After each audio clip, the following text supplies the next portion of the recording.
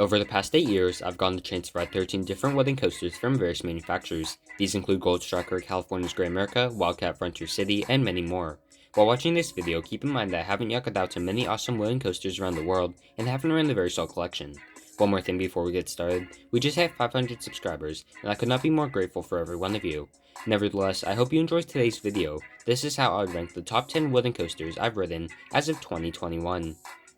Number 10, Wildcat at Frontier City. After only riding Wildcat for the first time 2 weeks ago, I can say it was a pretty fun ride. A couple of drops gave some mild flutter, and the whole layout was through trees. The queue line was also well themed, showcasing different wooden coasters throughout the world. So while there may be nothing special about Wildcat, it's still great for families and the must-do at Frontier City. Number 9, Thunderbolt at Kennywood. I only got one ride in Thunderbolt back in July of 2019 in the front row of the train. I was very disappointed when I got off the ride, which lacked the airtime and intensity I'd previously heard was very strong. Maybe it's because I came in with higher expectations than I should have, but Thunderbolt wasn't anywhere near as good as I thought it could be. Number 8, New Mexico Rattler at Cliffs Amusement Park. In my opinion, New Mexico Rattler is definitely an underrated wooden coaster that rarely gets talked about. Sure, it's not the smoothest thing in the world, but putting that aside, you'll find some decent airtime mixed with unique forces. I wouldn't recommend flying out to New Mexico just for this ride, but if you're passing through, it's a perfect stop-off. Number 7, Roller Coaster at Lagoon. Though not a very thought-out name, Roller Coaster is actually a lot of fun. Not only is it one of the oldest coasters in the world, but there's also a couple good moments of airtime through the layout, including that double down at the end of the ride. Besides these facts, there's not much else to say. It's surely a solid ride, with a rattle every classic coaster needs. Number 6, Jackrabbit at Kennywood. The only reason Jackrabbit ranks so high on this list is because of that double dip halfway through the ride. You get whipped out of your seat in the back row, providing some of the strongest airtime I've experienced on a wooden coaster.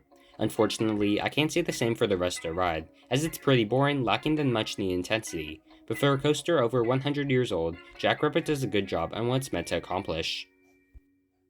Number 5, Giant Dipper at the Santa Cruz Beach Boardwalk. Yet another coaster on this list over 100 years old, Giant Dipper's still running great to this day. The first half focuses on speed and laterals, while the last mostly relies on quick pops of airtime. Not to mention, this coaster has shown up in various movies, such as Bumblebee and Us. This is a fan favorite for anyone that comes to the boardwalk, which could explain why it always has the line. Number 4, Racer at Kennywood. The last of Kennywood's 3 coasters comes in right before top 3. Many enthusiasts wouldn't rank Racer this high, but for me it was all about that racing aspect.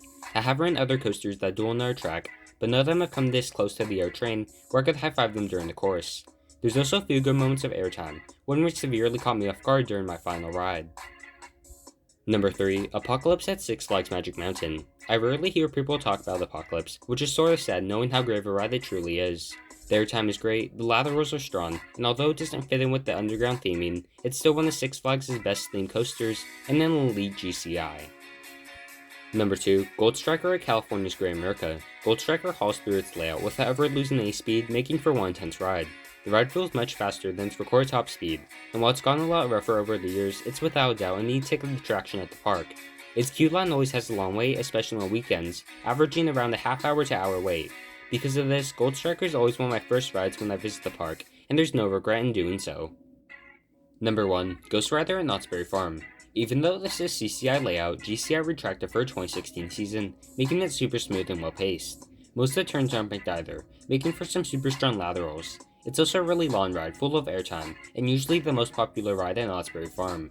I can't wait to get back on it and experience this beast of a coaster once again in the near future.